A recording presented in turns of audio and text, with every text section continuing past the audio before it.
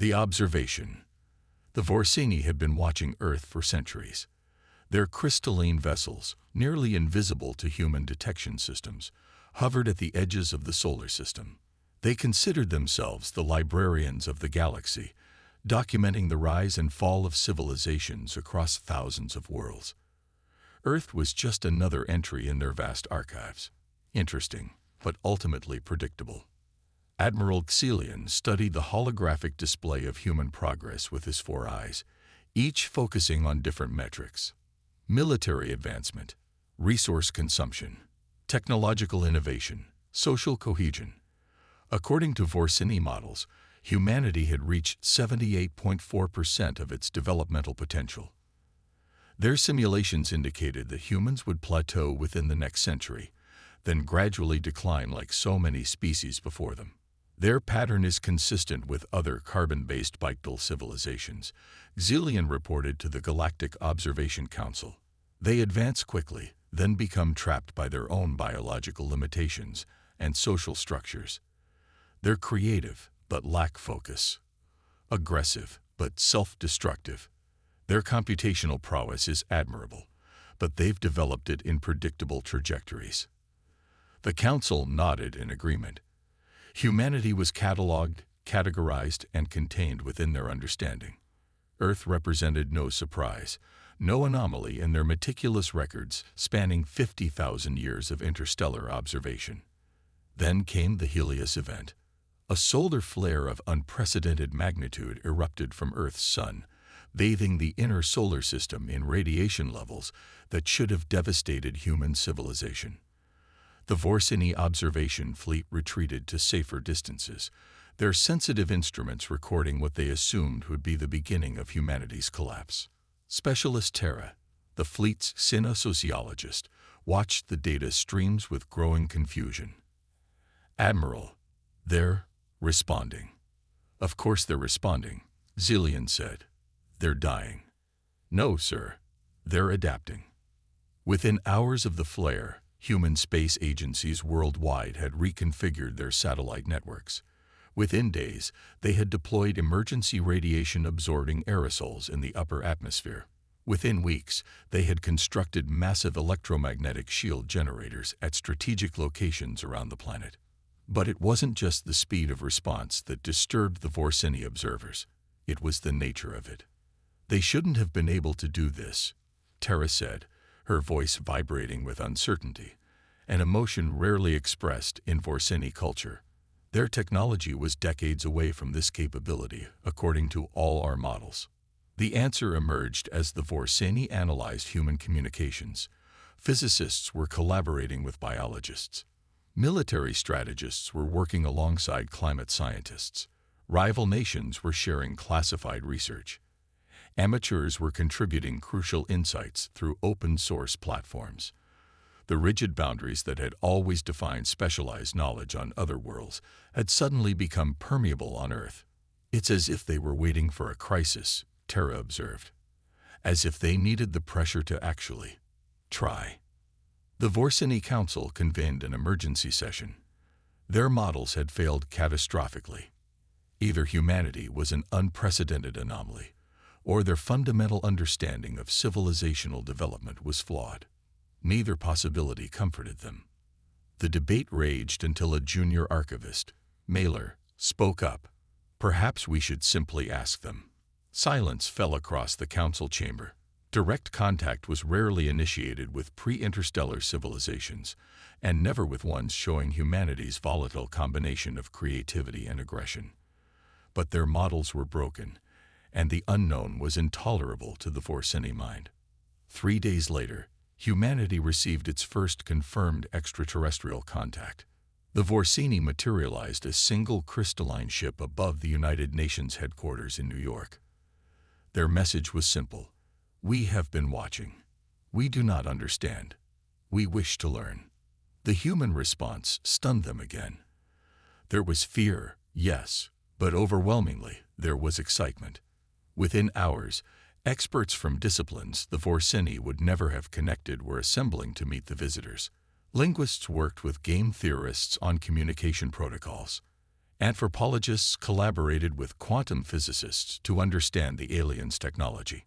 Military leaders partnered with poets to craft responses that would be both honest and diplomatic. Admiral Xelian, chosen as the Vorsini representative, found himself facing a small team of humans led by Dr. Sophia Chen, a specialist in emergent systems. "We've observed your species for centuries," Xelian began. "Your response to the solar event defied all our predictions. How did you achieve this?" Dr. Chen smiled. "We didn't know we couldn't." The human explanation that followed devastated the Vorsini models further. Humans, it seemed, compartmentalized their knowledge and abilities based not on inherent limitations, but on perceived necessity. Their specialized fields were not isolated by cognitive inability, but by mere convenience. When truly threatened, these boundaries dissolved. "You mean to say," Xelian struggled with the concept, "that you could have achieved this level of innovation at any time. You simply chose not to." "We're efficient," Dr. Chen explained. "We do what's needed. Until the Helios event, we didn't need to integrate our knowledge bases so completely. Necessity focused us." The conversation was interrupted when Specialist Terra burst into the meeting chamber, her crystalline form vibrating with alarm. "Admiral, we have detected a gravitational anomaly at the edge of the solar system. It appears to be artificial, and it's accelerating toward Earth." The humans immediately requested details. When provided with the Vorsini data, they didn't panic. Instead, Dr. Chen turned to her team. "Get me NASA, CERN, and the Quantum Computing Research Consortium, and find me whoever's doing the most interesting work with gravity manipulation, regardless of whether they've published in peer-reviewed journals." Xelian watched in confusion. "This anomaly represents a potential extinction-level threat. Our analysis suggests it could be a weapon." "Then we better start working on it," Chen replied, already coordinating with colleagues worldwide through her communication device. "And Admiral, if you're willing, we could use your help." The Vorsini observer fleet dispersed throughout the solar system, their sensors providing real-time data on the approaching anomaly. What they witnessed next would rewrite their understanding of not just humanity, but of civilizational potential itself. Humans didn't just respond to the crisis. They transformed because of it. Research that had been theoretical was rapidly prototyped. Competing companies freely shared proprietary technology. Academic disciplines that had never collaborated found common language with astonishing speed. "They're not even the same species we were observing before," Terra remarked as they watched humans worldwide unite in purpose. "It's as if they were playing a game. And now they've decided to actually apply themselves." The anomaly accelerated toward Earth, its gravitational signature growing stronger. The Vorsini calculated a 98.7% probability of planetary destruction if it struck. Their own weapon systems were inadequate to stop it. They prepared to record yet another civilizational extinction. Then, humanity surprised them again. The acceleration. Director Imani Washington stood in the makeshift command center established beneath the Sierra Nevada mountains, surrounded by the most unlikely gathering of minds ever assembled. Quantum physicists debated with science fiction authors. Teenage programming prodigies worked alongside retired engineers. Military strategists consulted with indigenous knowledge keepers about ancient understandings of gravity and balance. "The anomaly is artificial," she announced, looking at the Vorsini representatives who had joined them. "And we believe it was sent by the Draconar Empire." Admiral Xelian's crystalline form flickered with surprise. "You know of the Draconar. How is this possible?" "We didn't," Imani replied. "But we've analyzed the gravitational signature using both your data and our quantum resonance imaging. The patterns match theoretical models of weaponized space-time manipulation that Dr. Hernandez here proposed 5 years ago in what was considered a fringe physics paper." Dr. Hernandez, a previously obscure researcher who had been working as a high school teacher in Mexico, stepped forward. "The mathematics were sound, but no one took them seriously because we lacked the technology to detect such manipulations. Until now." The Vorsini delegates conferred rapidly in their harmonic language. Finally, Xilian spoke. The Draconar are an aggressive expansionist species from what you would call the Andromeda galaxy. We have monitored them for millennia, but considered them too distant to pose a threat to this sector. Well, they're here now, Imani said, and we have approximately 76 hours before that gravitational weapon tears Earth apart. So let's get to work. What happened next defied even the expanded Vorsini models of human potential. The distinction between professional and amateur disappeared. Age, nationality, and academic credentials became irrelevant. Only ideas mattered. A 17-year-old from Lagos proposed a counter-resonance algorithm that could disrupt the gravitational wave patterns. An elderly weaver from Peru suggested a distributed network approach based on ancient textile patterns that perfectly solved the deployment logistics. A quantum physicist and a classical composer collaborated on a harmonics-based approach to energy distribution that no single discipline could have conceived.